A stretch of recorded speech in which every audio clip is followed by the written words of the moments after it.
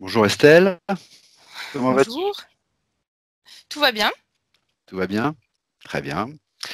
Alors aujourd'hui, on se retrouve pour un nouveau protocole organisé par la Griffasie Academy, le protocole numéro 82. Mhm. Alors comme tu sais, différents binômes se prêtent à ces différents cycles d'investigation chaque semaine et dans différents pays. Alors je te rappelle que ce cycle se déroule en deux parties. La première partie, je vais simplement te poser des questions, j'interviens pas, je prends les informations. Et la seconde, on va pouvoir creuser un petit peu les réponses que tu m'auras données, les informations que tu m'auras données. Donc, quand c'est bon pour toi, tu me dis et on y va. C'est OK. Ok. Alors, tu prends le temps de bien t'installer. Tu prends trois longues et profondes inspirations, juste pour signaler à ton corps que tu prends ce moment pour toi. Voilà.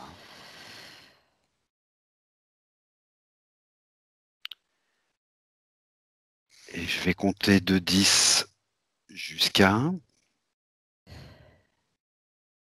Et à mesure que je compte, tu vas t'enfoncer, plonger en toi, profondément.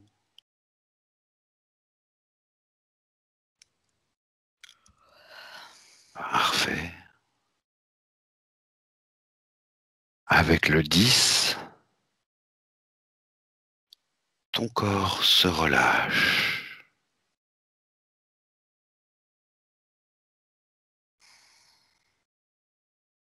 9,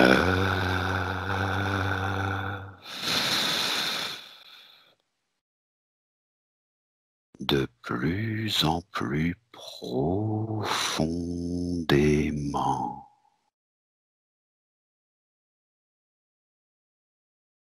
8,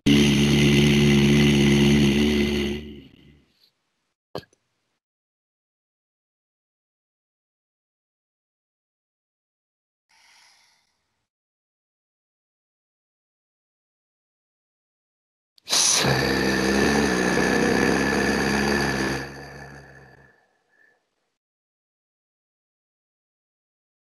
de plus en plus profond.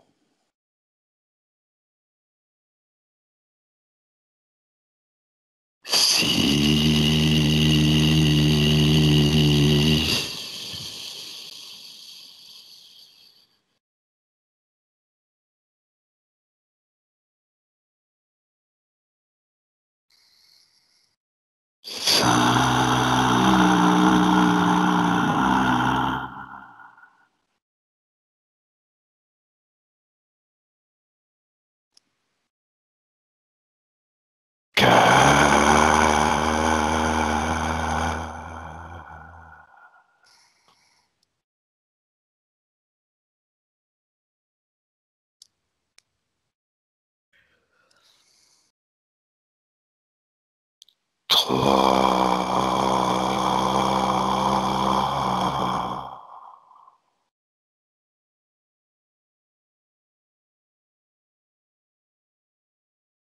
2,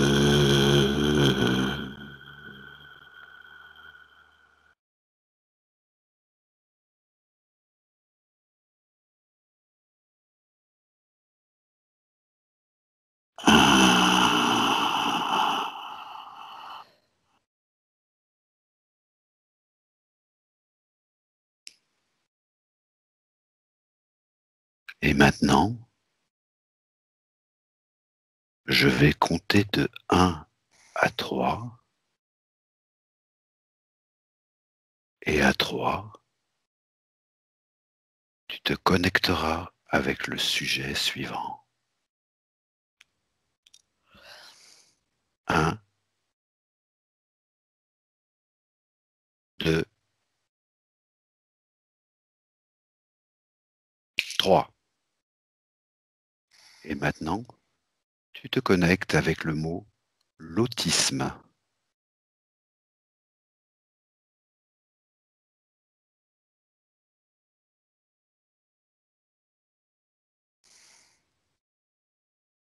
Estelle, Oui, tout va bien?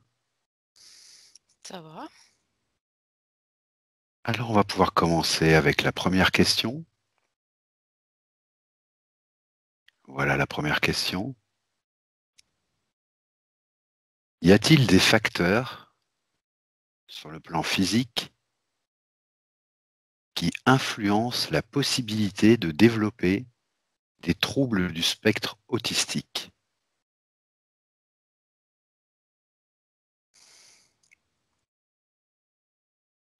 Je vois comme des failles déjà Des failles? sur certains. C'est au niveau des enfants. Ok, Je vois plein de comme des crevasses. Au départ, c'est dans les corps éthériques, et ensuite ça arrive au physique. ok. Ça fait comme quelque chose de gris. Quelque chose de gris. Des Ouais, crevasses, quelque chose de gris. Ok. ça fait des petits trous.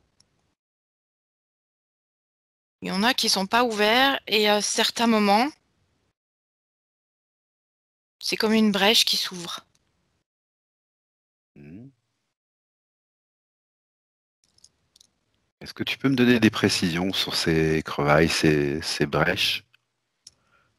Qu'est-ce que tu dirais que c'est?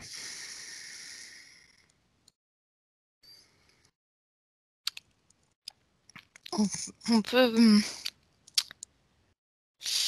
C'est comme si il y avait des connexions avec d'autres vies Des connexions qu'on a avec d'autres ramenées. vies?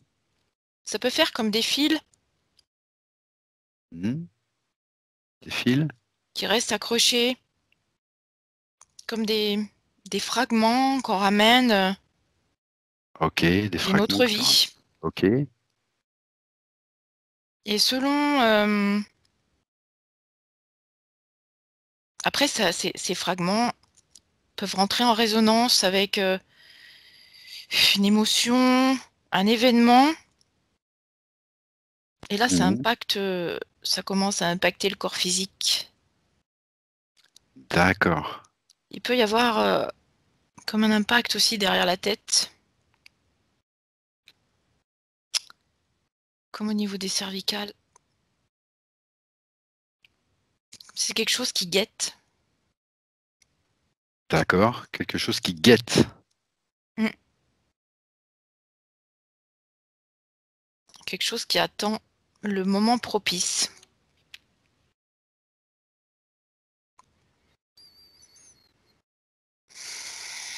Ça fait un peu prédation. D'accord. Comme des individus qui auraient été choisis. Et en Qui fait, aurait été choisi. Mm. On attend le moment. Ça fait comme si des individus vivaient avec comme une épée de Damoclès là. À un moment, hop, il y a la brèche qui s'ouvre et ils peuvent, euh, ils peuvent être pris par cette énergie. Ok.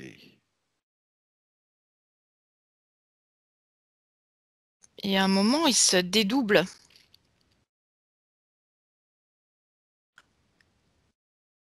Il se dédouble. Ça fait comme une partie contrôle aussi. D'accord. On dirait que ensuite, ce sont des gens qui ont leur personnalité et une autre par-dessus.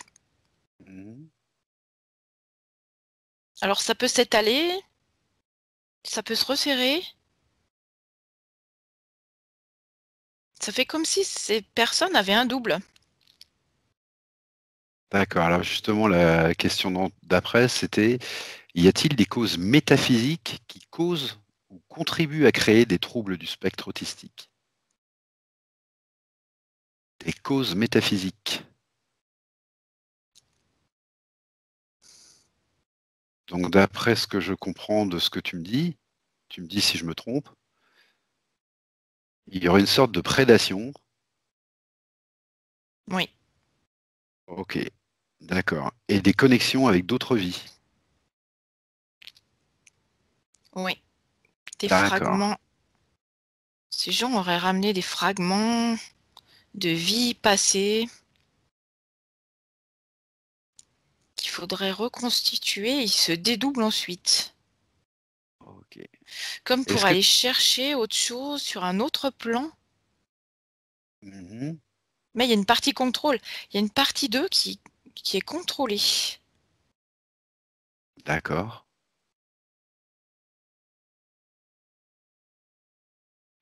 Et ça fait résonance avec un contrôle sur le plan physique. Un contrôle sur le plan physique. Ouais, par d'autres individus. Mhm. Parce qu'au départ, pour que l'autisme naisse, Mhm. il faut qu'il y ait une cause. Il faut qu'il y ait... Je m'exprime mal. C'est-à-dire que par rapport à ces petites brèches qui sont là au départ, il faut un élément déclencheur. Voilà, c'est ça. D'accord. Sur le plan physique? Oui. Ok. Qui est évidemment en résonance avec le plan éthérique. Mhm. Donc il y a un événement, soit pendant la grossesse, soit à la naissance, un événement, un traitement, quelque chose de chimique, ou une brèche émotionnelle, quelque chose comme ça qui déclenche. D'accord, parfait. Alors maintenant, ce que je souhaiterais, c'est que tu observes et que tu décrives les chakras en relation avec l'état de trouble du spectre autistique. Comment Eh tu vois bien, ces chakras? celui que je vois en premier, c'est le chakra de la gorge, mais qui se situerait derrière. Ok. Euh, pas comme on a l'habitude de le voir devant, Oui. mais qui serait derrière. Mhm. En fait, ça tire la personne à l'arrière. Et D'accord. ensuite, il y aurait le chakra racine, Et qui comment serait... tu le perçois, ce chakra racine? Chakra racine, ce serait quelque chose qui attire la personne vers le bas, mais pas dans le bon sens du terme. D'accord. Il n'a pas une belle énergie, il y a une énergie grise. Cette C'est énergie, gris. cette énergie grise, elle concerne les deux chakras que tu viens de voir? C'est ce qui pourrait définir ces deux chakras que tu viens de voir? Le premier, je le voyais plutôt dans les bleus marines, mais Mhm. qui vire après au gris, mais très foncé. Gris anthracite, tandis que le premier serait gris plus clair, mais pas un joli gris. D'accord. Quelque chose qui est sale, plutôt. Et ça fait descendre la personne en énergie. D'accord. Et les autres chakras sont pas très présents. Pas Ça, très présent. pas très présents. Ils donnent pas d'énergie à la personne. C'est pas quelque chose qui rayonne, hein. Je les vois Alors pas comment... rayonner, ces chakras. D'accord. D'accord. En tout cas, la personne ne, n'a pas son énergie à son service. Mhm. C'est comme si elle voulait aller dans un sens et que ses chakras l'entraînent dans un autre sens. Ok. Ce qui la dessert complètement. Ok. Ça va à contre-courant. Et d'une manière générale, les corps dimensionnels d'un sujet autiste, est-ce qu'ils diffèrent de ceux qui ne le sont pas autistes?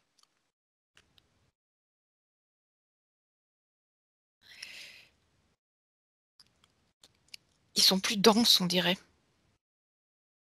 Des corps dimensionnels plus denses. Plus denses, mais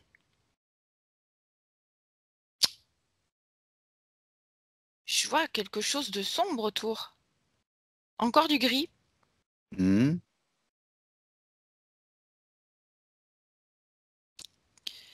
Il y en a certains qui peuvent être entraînés par la droite. Mhm. Il y en a d'autres, c'est pas quelque chose d'équilibré. C'est pas harmonieux, pas équilibré. Pas équilibré. Ok.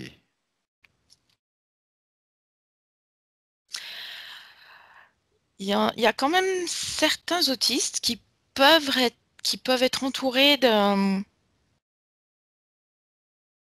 couleur or. Mais c'est aussi très dense. Il n'y a pas de légèreté. D'accord. Et c'est comme si ça les empêchait de voir sur tous les plans. Alors, ils vont pouvoir avoir des facultés dans certains domaines très, très développées, Mhm. mais euh, ils vont pas pouvoir avoir d'autres facultés dans d'autres domaines. D'accord. C'est comme si c'était un peu décidé d'avance. Je sais pas comment exprimer ça. Ils sont conditionnés. Conditionné. On ne veut D'accord. pas, quelque chose ne veut pas que ils puissent avoir des facultés hors normes. D'accord. Est-ce que tu vois d'autres différences entre les corps dimensionnels d'un sujet autiste et de quelqu'un qui ne le serait pas? Est-ce que tu en vois d'autres? Hormis ce que tu m'as déjà décrit, c'est-à-dire le manque de légèreté, le manque d'équilibre, le manque d'harmonie. Il y a certains autistes qui peuvent avoir autour d'eux de très belles couleurs, Ok, mais je ne vois jamais quelqu'un qui a un champ autour de lui équilibré. Ça ok, part toujours d'un côté. d'accord. Ça peut aller très très loin, Mhm. mais c'est orienté. Ok, Et ça les entrave ok, par rapport aux possibilités que certains pourraient avoir. C'est toujours dense, très dense comme, comme couleur et ça fait des particules à l'intérieur. C'est pas uniforme. Mhm. Tu sais, quand on reçoit un colis et qu'il y a des petites choses en polystyrène dedans, Oui, je vois très bien. eh bien, chez certains autistes, je vois ça. Ça fait comme Ok, ces petites choses là, tout en couleur, ou d'accord. rouge ou doré. Des petites paillettes, peut-être? Le mot, ce serait Voilà, peut-être des petites paillettes. Ouais. des petites choses comme ça. Ok, Et d'autres, c'est gris mais opaque.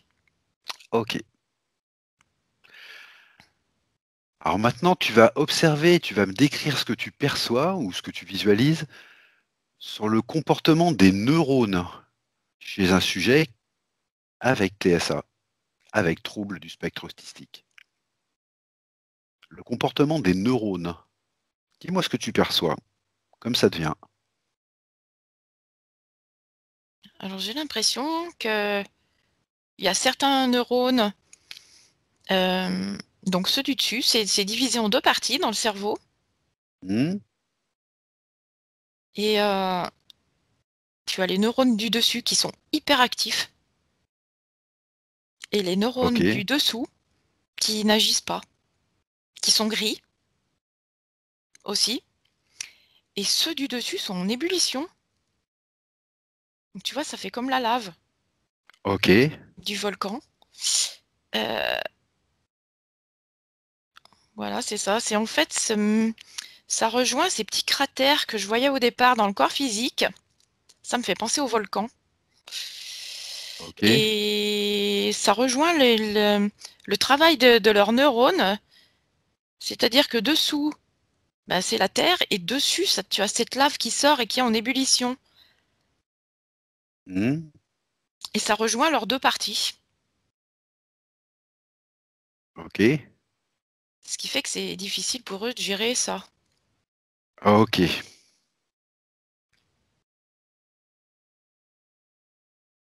Quelque chose qui brûle, qui les brûle.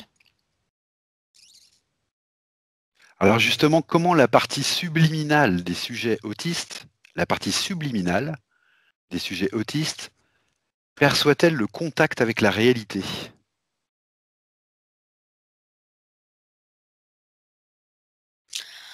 Eh bien, la réalité peut leur faire peur parce que ça les ramènerait au fonctionnement de leur cerveau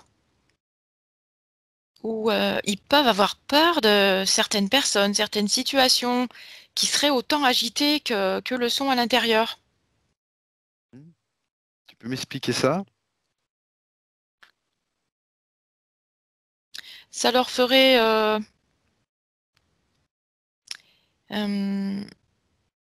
ça les ramène à leur propre hyperactivité intérieure qu'ils projettent en fait sur l'autre. Ah, ok. Ce qui fait en fait leur réalité est déformée par rapport à leur fonctionnement intérieur. Donc ils Mhm. projettent le monde devant eux. Donc ils ont l'impression que les gens peuvent être hyperactifs comme eux et ça les angoisse. D'accord. Donc ils voient le monde tel qu'ils sont eux et ça c'est pas confortable. Ok. Ou alors d'un coup, il peut ne plus rien se passer. Il ne peut plus rien se passer? Est-ce Il que tu peux peut ne préciser? C'est-à-dire qu'il retombe, dans une espèce de torpeur. Ok. Une torpeur, une S léthargie. Une Ok. léthargie, c'est le couvercle sur la casserole.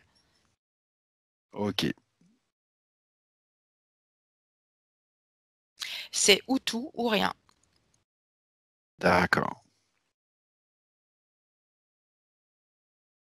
Il peut y avoir un petit moment s'ils sont connectés vraiment à eux-mêmes, à une autre partie d'eux-mêmes, Mhm. où là, ils peuvent faire comme une sorte de canalisation et trouver un peu de paix. Et ne plus voir le monde à travers le filtre de leur cerveau, Mhm. à travers un espèce de moi supérieur, qui là est complètement différent, et qui peut leur montrer que le monde peut être aussi calme, disons normal entre guillemets. Mhm.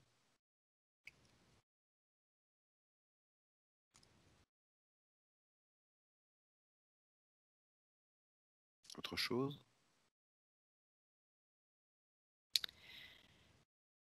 Ou non? Je les sens quelquefois être toujours comme en pulsation. Tu vois, comme quelque chose au fond d'eux qui se soulève et qui retombe, qui se soulève et qui retombe, D'accord. qui crée aussi sorte d'agitation. Toujours comme le volcan, j'ai toujours cette image de volcan. Mhm. Alors qui peut arriver en éruption, mais bon, quelquefois qui peut se calmer aussi. D'accord. Mais il y a un petit bouillonnement tout de même. D'accord. Comme une sorte de pression, toujours en préparation. Voilà.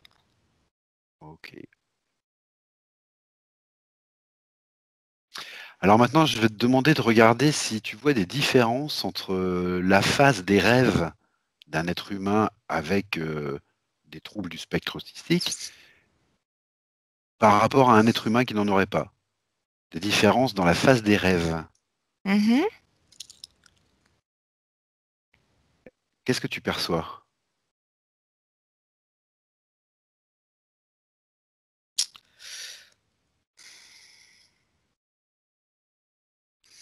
j'ai l'impression que certains autistes peuvent trouver quand même en phase de sommeil, on dirait qu'ils retombent dans la partie de leur cerveau qui est grise et qui est plus calme et latente, Oui, et qui peuvent quand même avoir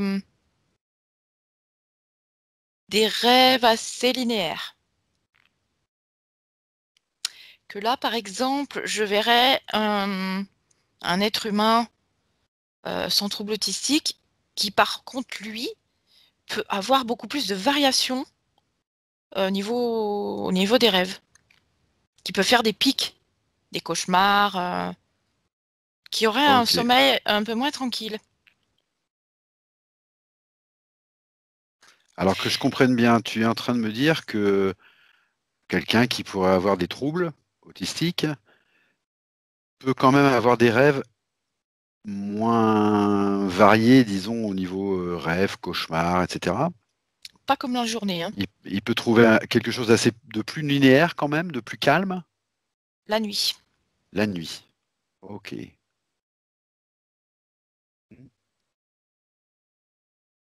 Parce qu'il y a D'accord. tellement d'agitation dans la journée D'accord.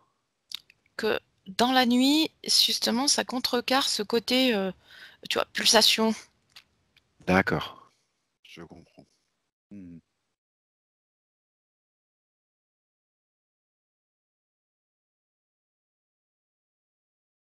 Contrairement aux autres personnes, hein. Là, ça serait l'inverse. D'accord. Ok. D'accord. Est-ce que tu vois aussi pourquoi il y aurait une augmentation du nombre des diagnostics de TSA au cours des dernières années? Est-ce que tu as une information sur ça? Il y a un aspect chimique. Un aspect chimique? Oui. Est-ce que tu peux préciser, s'il te plaît? Qu'est-ce que tu Hem, entends par un aspect chimique? des, des substances que des substances qui sont injectées, dans le corps humain, qui font résonance, Hmm, ok, qui développent et les gens développent un je vois au niveau de l'intestin. ok. L'intestin se rétracte, comme si, il y avait une forte agression et ça Mhm. déclenche au niveau des neurones, un soulèvement ensuite qui, essaye d'échapper à ça Ok. et d'où cette agitation ensuite, pour échapper à cette agression chimique. Alors, il se trouve justement qu'il y a de plus en plus d'études scientifiques qui soulèvent la possibilité que les bactéries intestinales pourraient contribuer à des symptômes de type cystique. Mmh. Donc, ce que j'aimerais maintenant, c'est que tu regardes d'un peu plus près le microbiote intestinal des sujets atteints de TSA et que tu me dises ce que tu perçois ou ce que tu vois ou ce que tu visualises. Ça va tout à fait dans le sens de ce que tu me disais, je pense. Eh bien, on voit un microbiote qui est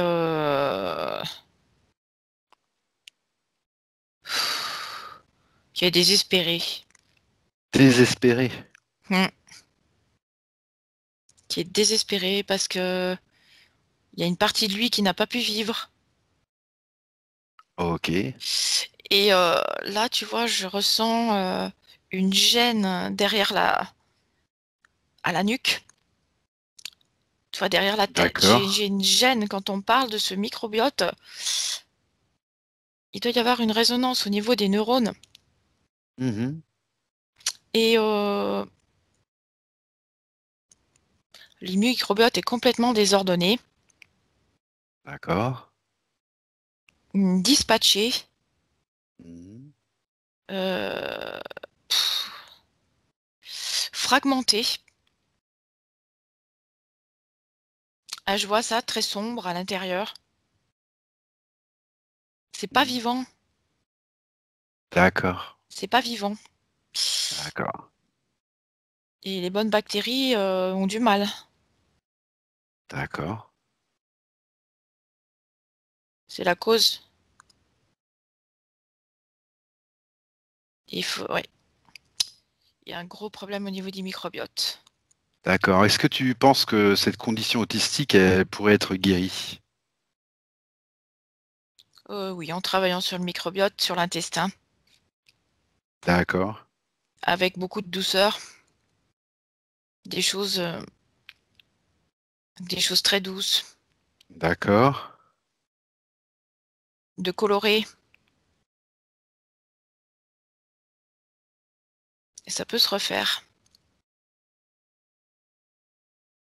Ça peut se refaire. Il y a une partie énergétique aussi à prendre en compte. Une partie, pardon, excuse-moi. Énergétique. D'accord. Il y a l'alimentation qui peut contribuer. D'ailleurs, L'alimentation. c'est une obligation. Travailler D'accord. sur une certaine alimentation, parce Mhm. qu'il y a des choses qu'ils ne peuvent plus supporter.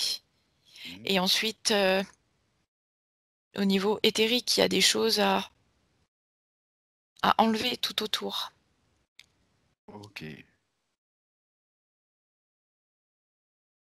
C'est des gens qui D'accord. ont besoin de retrouver une certaine protection parce qu'il y a eu un côté agression. D'accord. Alors Moi, ça me encore dit trop de chimie, trop de chimie, trop de chimie. trop de chimie. Des polluants, des polluants, des substances Mhm. qui agressent. Et c'en est trop. Alors justement, est-ce qu'une personne autiste, elle est plus exposée aux interférences externes? Oui, de par ces failles et cette agression, déjà, euh, c'est comme si c'est comme s'il ne pouvait plus rien prendre. Un être humain normal, bon, va pouvoir se défendre Mhm. parce que il n'aura pas été saturé. Mais voilà, c'est Ah, ça le ok. terme, c'est qu'un autiste a été saturé déjà. Ok, c'est une histoire de saturation. Voilà, c'est une histoire de saturation. Il a plus de marge en fait. Voilà, c'est tout à fait ça. Il n'y a plus de marge. Plus de marge d'encaissement. Donc, il y a besoin de protection. D'accord. D'accord. Parfait, très clair. C'est ça, il faut trouver les bons mots. D'accord. Alors si tu veux, là, on en a un petit peu fini avec les questions fixes. Moi, il y a des choses qui m'interrogent dans ce que tu m'as dit, que je voudrais creuser un peu plus, si tu es d'accord. Dis-moi. Tu m'as parlé du fait que ces personnes atteintes de TSA pouvaient parfois avoir des facultés plus pointues dans certains domaines. Oui. Ce que j'aimerais comprendre un peu, c'est qu'est-ce qui fait qu'ils peuvent avoir ces facultés un peu plus pointues que dans d'autres domaines, des facultés de calcul ou de... Je ne sais pas ce que tu vois d'ailleurs comme faculté. Mais qu'est-ce qui fait qu'ils arrivent à avoir ces facultés plus pointues alors que, comme tu me dis, ils sont saturés de plein d'agressions, de plein de polluants, de plein de... Parce que, alors ce que je perçois, c'est que comme ils n'ont pas pu développer toutes leurs facultés, Oui, ils ont véritablement axé sur une, mhm. et là, toutes les portes sont ouvertes. Comme une sorte de compensation peut-être. Oui, Euh, et cette compensation, elle est en relation avec quoi? C'est pour trouver une harmonie, un équilibre? C'est pour... pourquoi cette compensation? parce que tout le monde a des facultés, Mhm, mais nous, on va développer plusieurs, on a plusieurs possibilités. mhm. Donc, quelque part, on s'éparpille. D'accord. Sauf que eux, comme ils ne peuvent pas accéder D'accord. à toutes leurs portes, D'accord. c'est comme si une porte est ouverte Mhm. et là, il n'y a aucun barrage. D'accord. Donc, ils peuvent exceller dans un domaine. D'accord. Ce qui leur permet de continuer à faire leur expérience sur ce plan physique, en fait. Voilà. Enfin, d'avoir la possibilité de le faire, en Ils fait. sont pas complètement barrés, ouais. D'accord.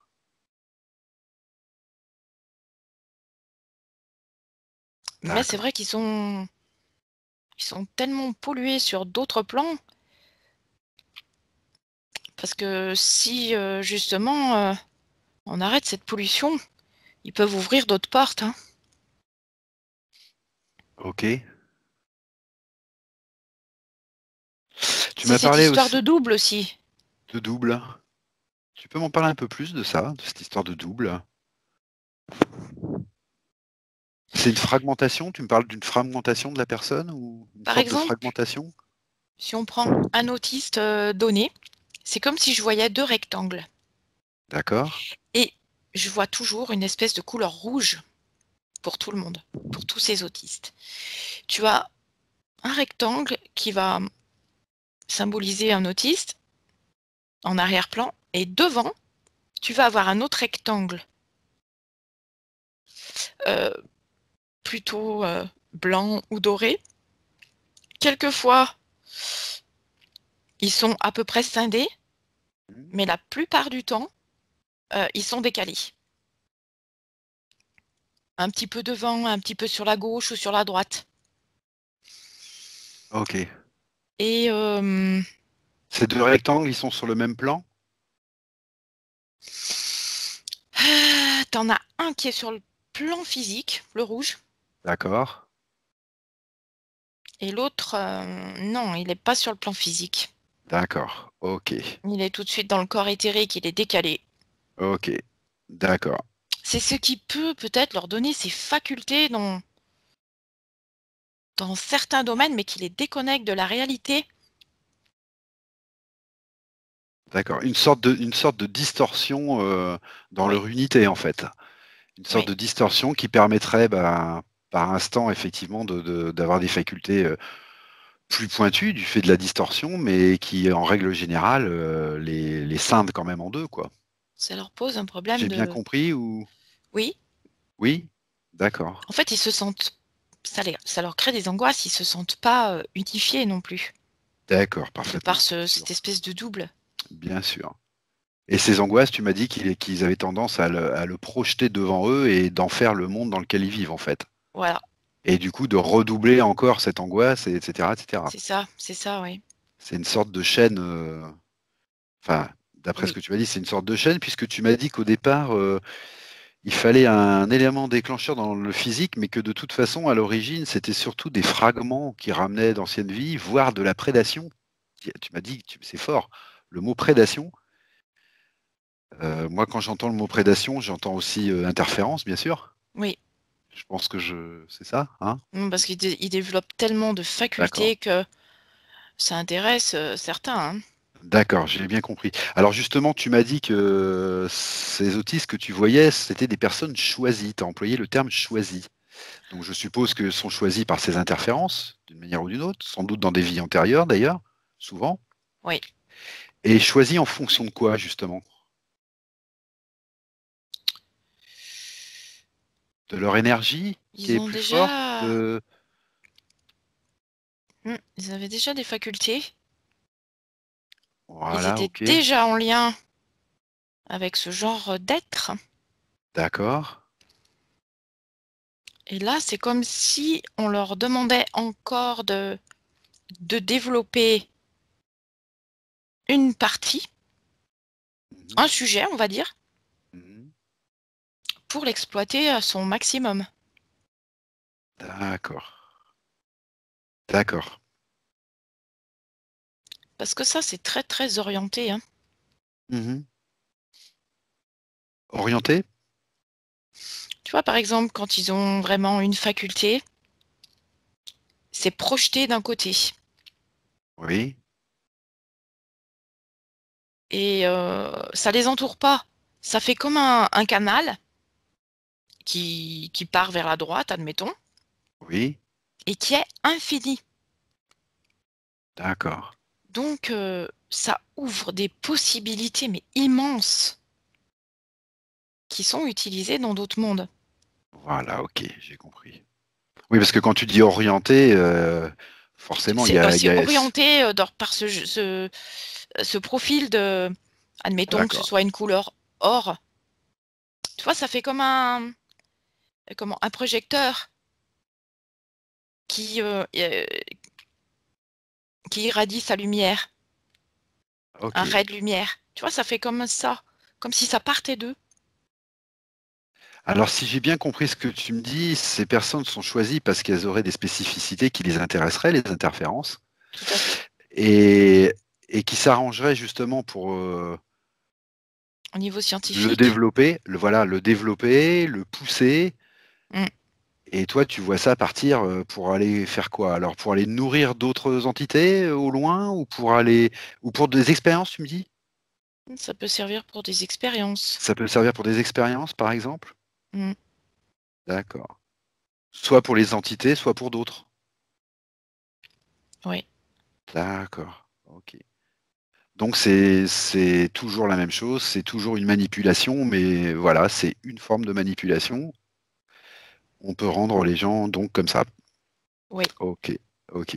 Et sur le plan physique, je suppose que l'alimentation, les médicaments, les choses comme ça, tu m'as dit qu'ils n'arrangeaient pas les choses, qu'ils les saturaient.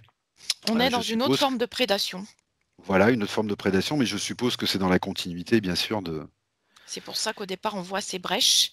D'accord, Ces brèches sont ouvertes et étant donné les prédateurs physiques, d'accord, d'accord. Ok. Ça et ça participe en se fait fait. comme ça. Voilà. Et une dernière petite chose que j'aurais voulu te demander, si tu es toujours OK. Mhm. Ça concerne, parce que tu es revenu 2 fois dessus, ça concerne ce chakra de la gorge, mais plus dans le cou derrière, plutôt dans la nuque. Et tu m'as fait un rapprochement entre cette sensation que tu sentais dans la nuque et le microbiote. Et j'aimerais bien que tu m'explicites un petit peu la relation que tu fais entre le microbiote et cette sensation à la nuque, cet impact à la nuque. J'avoue que c'était pas très clair pour moi. C'est vrai que c'est pas très clair parce que, en fait, je pense que c'est le lien entre le cerveau et l'intestin. D'accord, ok, On a plus de neurones dans les intestins que dans le cerveau. ok. Alors c'est déjà un peu plus clair pour moi, oui, d'accord. Et je pense que la connexion ne se fait pas. D'accord, En fait, c'est ce que je vois. Donc ce d'accord. microbiote qui est très sombre, derrière la nuque, c'est très sombre. Et c'est comme s'il y avait un point, comme un espèce de gros vis derrière qui Oui, entrave cette connexion. ok. Et il n'y a pas de connexion véritable. Comme une espèce de gros C'est- vis, de grosses vis? Ouais, c'est... comment ça s'appelle, les engrenages? Ah ok, tu veux dire par là qu'il y aurait peut-être aussi quelque chose un dispositif peut-être Mm, qui empêche cette connexion oui. technologique. Il faut qu'ils soient dans leur tête et pas dans leur corps Ok, j'ai compris. Ok, pour être au service de la science, par exemple. d'accord, d'accord. On n'a pas besoin de leur état émotionnel. C'est-à-dire qu'en plus de ces fragments de mémoire qui ramènent, de cette espèce d'éclatement de ces liens, en plus de tout ça, il y aurait des dispositifs pour renforcer ça. Il y aurait une technologie pour renforcer ce trouble, en fait, Ouais. cette confusion. Oui, je vois comme des engrenages.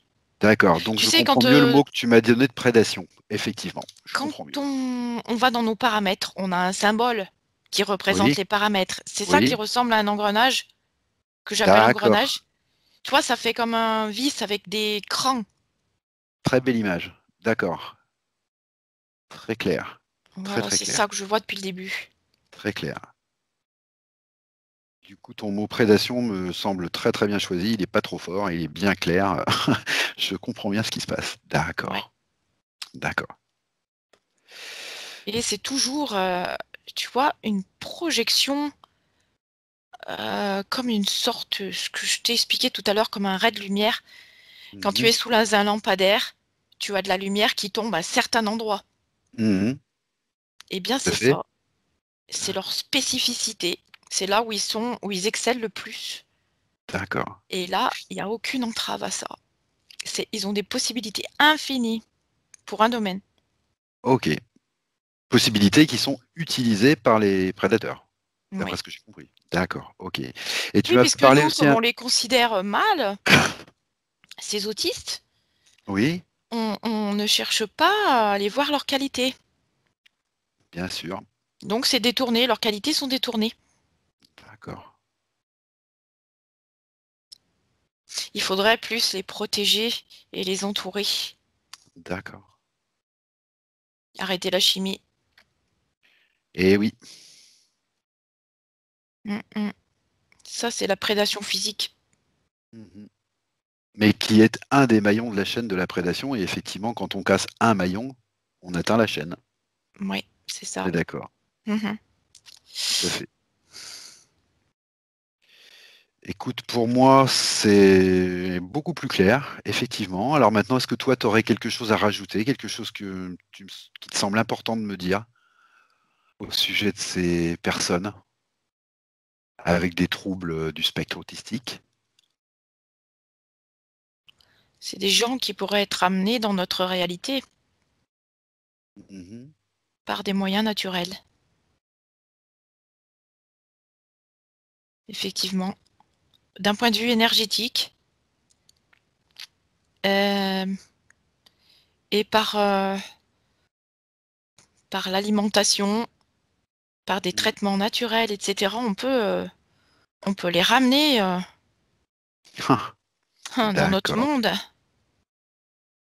Ça serait pas très très compliqué, ça prendrait un peu de temps, Mhm. mais alors qu'on les considère comme perdus pour notre société, Mhm. c'est totalement faux. Et D'accord. en plus, eux n'attendent que ça, Bien sûr. puisqu'ils sont dissociés. Mhm. Mais ils pourraient très bien. Tu vois, ça me dit Dali. Oui. Salvador Dali, tu veux dire? Je pense que Dali était autiste. Ah, d'accord. Il y a une résonance avec l'autisme chez Dali. D'accord.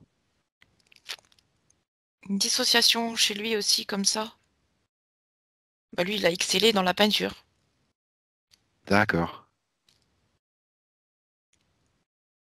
Mais il y a une Ok. partie prédation chez Dali. Oui, je Hum, comprends. voilà.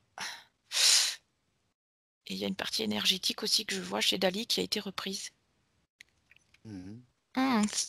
C'est comme si tout s'emboîtait ensuite. Tout s'emboîtait? Hum, Puisqu'ils, tu sais, ils ont des doubles. Oui. Ah Ça fait oui. comme des...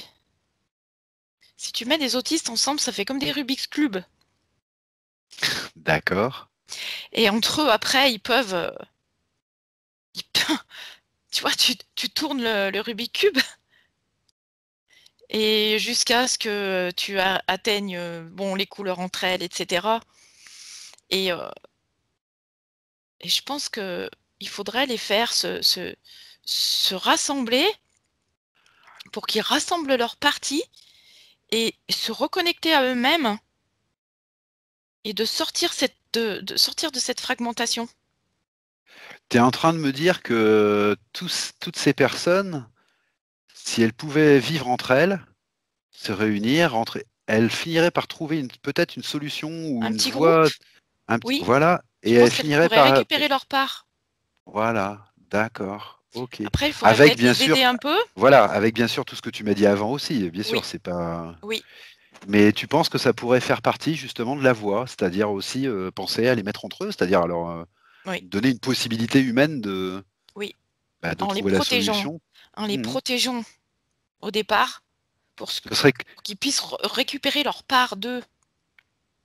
Tu vois, ce se serait un petit peu, réaligner. ce serait un petit peu comme le corps qui est capable de se régénérer tout seul, en fait. Voilà. Ce serait un corps collectif qui serait capable de se régénérer tout seul, en fait. Ouais. D'accord, ok. Très intéressant. Très, très intéressant. Ouais, c'est ce que je Ok, vois. J'ai vu le Rubik's Cube ok, que tu tournes et hop, qui reprend sa place. ok. Et là, il y a un apaisement. Il y a plus ce côté volcan en éruption Mhm. ou en pulsation tout le temps. Parce que comme ils utilisent qu'une part d'eux-mêmes, ils sont pas tranquilles. Mhm, je comprends bien, oui, tout à fait. Ça pourrait être intéressant tout ça. Tu vois autre chose? Ou peut-être qu'on a fait un peu le tour, je ne sais pas. Tu me On a dis, fait le tour. on a fait le tour? Ok. Eh ben, écoute, ce que je te propose, c'est que si tout va bien, on va pouvoir sortir tranquillement de ce petit voyage très intéressant. Mhm. Alors, je te propose de compter de 1 jusqu'à 5. Et à 5, tu reviendras parmi nous, ici, dans le moment présent, avec toutes tes énergies. 1, toutes tes énergies recirculent en toi parfaitement. 2, et tu sens les sensations qui reviennent dans ton corps. 3, tu peux commencer à bouger tes extrémités, tes doigts, tes pieds. C'est ça. 2, tu t'étires, tu reprends possession de toi, de tes plus belles fréquences. Et 1, quand tu es prête, tu peux ouvrir tes yeux. Voilà. Voilà. Tu te sens comment, Estelle? Très bien. Très bien. Super.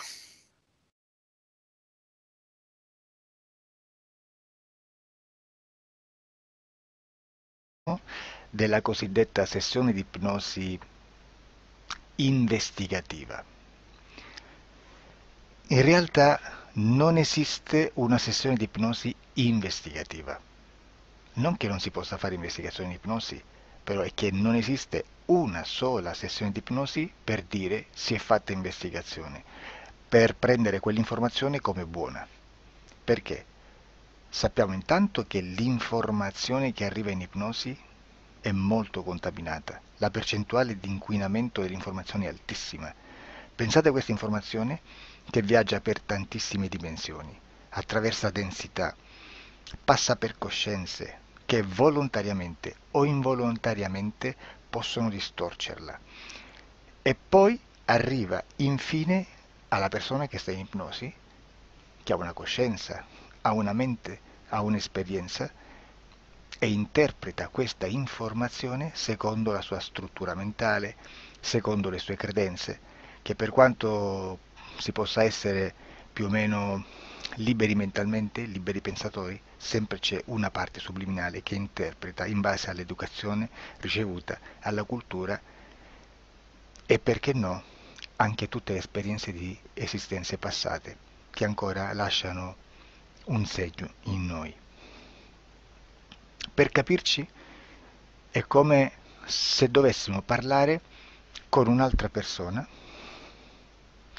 immersi nell'acqua, a qualche metro di distanza, cercando di utilizzare un mezzo, che è quello della corda vocale, che è fatto per produrre suoni da trasmettere nell'aria. Noi stiamo utilizzando questo strumento per far passare un'onda sonora nell'acqua o in un liquido. Chiaramente il suono viene completamente distorto, sempre ammesso che sia per il nostro corpo facile e non difficoltoso poterlo fare senza avere dei problemi come ingurgitare acqua eccetera. Ma non solo. Supponiamo che per questo tipo di comunicazione utilizziamo anche due lingue diverse, per esempio un italiano e un russo o un giapponese. Per quanto possiamo anche interpretare il labiale, non possiamo capire quello che ci sta dicendo, perché la lingua è diversa. La lingua, diciamo, da dove parte l'informazione a dove arriva è completamente diversa, il codice, il linguaggio è diverso, ma possiamo anche cercare di capirci attraverso i gesti, attraverso le espressioni facciali. Per quanto sia ipoteticamente facile poterlo fare sott'acqua, però non dobbiamo dimenticare che l'acqua non è l'aria e può distorcere l'immagine, ma non solo. Dobbiamo anche pensare che l'altra persona, che parla un'altra lingua, che viene da un'altra cultura, potrebbe interpretare i segnali che noi interpretiamo come X in Y. Per noi un sì è abbassare la testa dall'alto verso il basso, per esempio, sì, e il no da sinistra verso destra, no.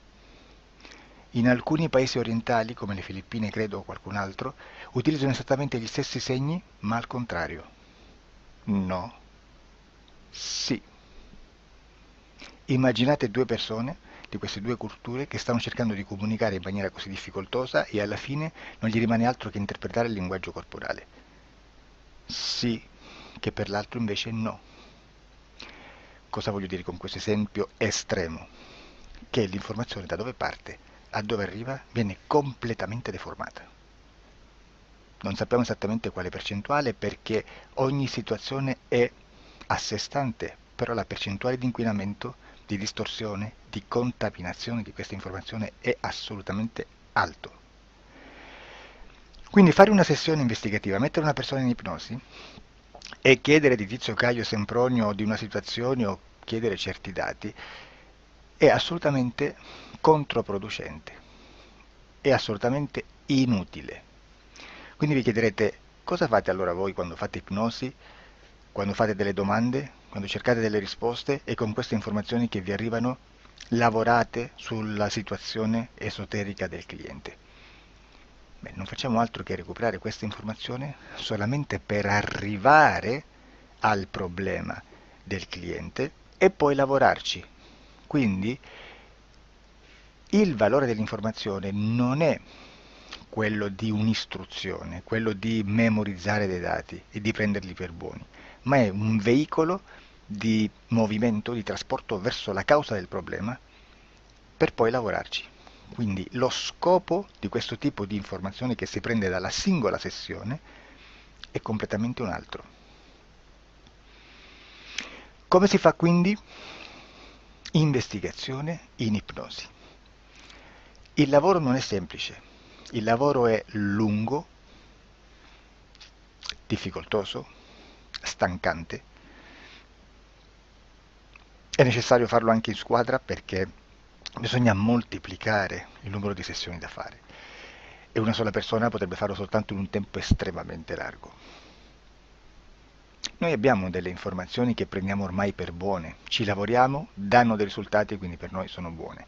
E come abbiamo fatto ad avere queste informazioni? Per esempio, come facciamo a sapere che un extraterrestre chiamato il cosiddetto grigio è più o meno alto X, poi ci sono magari quelli anche un po' più alti, ma hanno un corpo strano, hanno una pelle grigio-verde, hanno degli occhi grandi a mandorla neri, senza una pupilla visibile, non hanno quasi bocca né naso né orecchie, hanno soltanto delle fessure, non hanno organi genitali, hanno degli arti molto più lunghi rispetto alla proporzione che potrebbe avere il corpo umano e di solito hanno meno dita delle 5 del corpo umano, eccetera, eccetera, eccetera. O se no prendiamo un altro tipo di essere che possiamo incontrare in ipnosi, come facciamo a dire che hanno delle somiglianze con i rettili, gli animali rettili terrestri o gli animali, gli invertebrati, gli insetti terrestri? Perché? Perché siamo sicuri di questa informazione e ci lavoriamo e quando ci arriva la prendiamo già per buona, nonostante sia anch'essa contaminata. Perché queste informazioni sono arrivate da tantissime sessioni, fatte da tantissime persone, con tantissime altre persone sotto ipnosi, e che nel contesto di tutto il lavoro gli uni non sapevano degli altri. Questo dato può essere più o meno rilevante, sempre c'è contaminazione, e quindi possiamo prendere per buono anche un gruppo di lavoro dove l'uno possa sapere dell'altro. Ci potrebbe essere una contaminazione del contesto di quel gruppo di lavoro, ma si aggiunge semplicemente una piccola percentuale di questa contaminazione a già la grande che esiste. Non è così impossibile lavorarci. Da tutte queste sessioni, da questo grande numero di sessioni, migliaia, diciamo migliaia, noi prendiamo solamente quell'informazione che è uguale a tutte, che è in comune a tutte, o a quasi, perché magari qualcuna ci potrebbe essere niente in comune per una fortissima contaminazione, perché no? Ma dobbiamo prendere una stragrande maggioranza, proporzionalmente abnorme rispetto a quello che potrebbe essere un minimo di scartabile, e lì possiamo prendere per buona questa informazione. Quindi se noi su 10.000 persone diverse, con operatori anche diversi, in cui in ogni sessione vediamo un essere che più o meno ha le stesse caratteristiche del grigio o dell'insettoide, a forma di mantide religiosa, o il rettile a forma di lucertola, per esempio, di serpente o di quello che sia, o se vediamo il pianeta Marte più o meno di colore rosso, o se vediamo dei sotterranei eterici, non fisici, nel sottosuolo terrestre, soprattutto sotto le grandi città, dove c'è concentrato molto potere, molta energia di questo tipo, e che più ne hai più ne metta. Se vediamo degli impianti che hanno certi tipi di funzioni, certi tipi di forme in certe parti del corpo, e questa informazione la ritroviamo tutta o quasi in tutte le sessioni fatte, eseguite, realizzate da tanti anni a questa parte, significa che quella è una informazione affidabile. E vi posso garantire che stiamo parlando di una percentuale bassissima. Su un 100% staremo, credo, forse più in basso di un 2-3%. Immaginate, tutto il resto è spazzatura, è informazione spazzatura. Sì, spazzatura.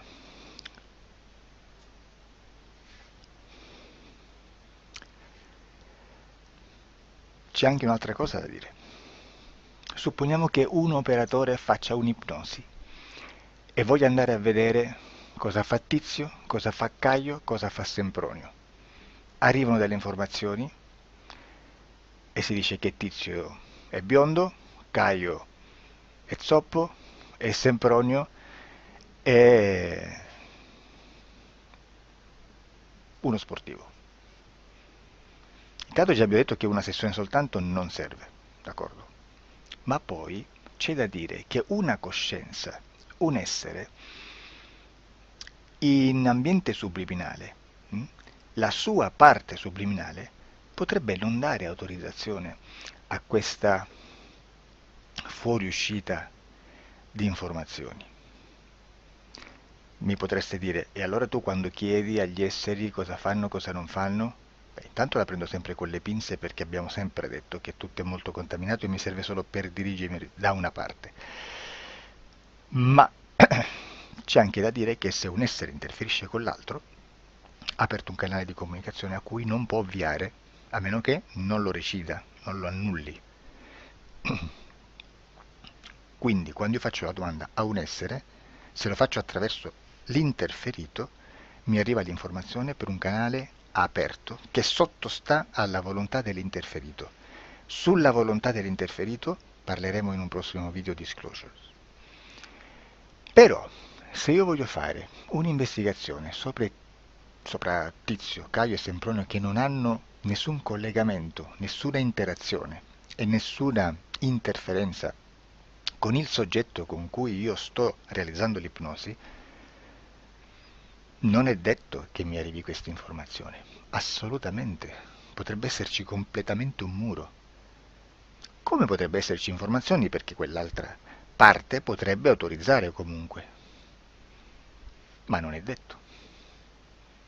E comunque quando ci arrivano informazioni, in una situazione di non interferenza o non interazione, non possiamo sapere esattamente se sono informazioni che ha autorizzato la parte subliminale dell'altra persona o dell'altro essere, o qualche altro essere, qualche altra entità furba, approfitta della situazione, osserva quello che sta succedendo, si mette in mezzo, si fa passare per l'altro e dà informazioni, ovviamente distorte, prima perché non è detto che debba conoscerle, e anche se fosse potrebbe manipolarle a sua volontà e a suo vantaggio.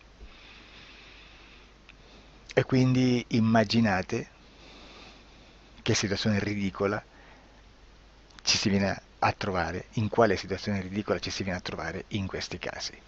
Da qui si vede quando un operatore riesce a utilizzare l'informazione di ipnosi come per lavorare su un soggetto. Da qui l'osservatore attento delle sessioni di ipnosi riesce a capire se quell'ipnosi è un'ipnosi affidabile, un'ipnosi con un livello di informazione certa, con una alta percentuale di informazione certa. Non vi nascondo che in futuro potrei anche impostare un lavoro per decifrare che livello di certezza di informazione c'è in un'ipnosi, analizzandola e spiegando il perché, spiegando i meccanismi di analisi di un'informazione in ipnosi, che poi anche è molto istintivo. Supponiamo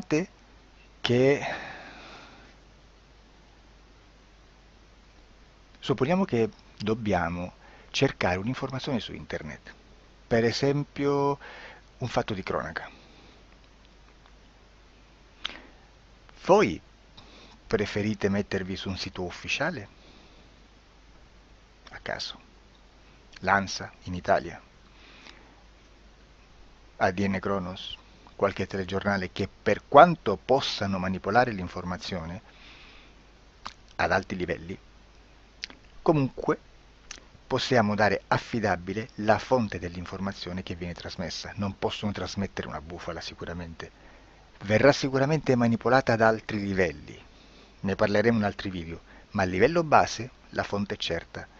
Sicuramente non andrete a cercare questa informazione sul primo sito, il primo blog che vi passa davanti e magari c'ha 4 followers. Perché? Perché non vi dà nessuna garanzia della certezza della fonte.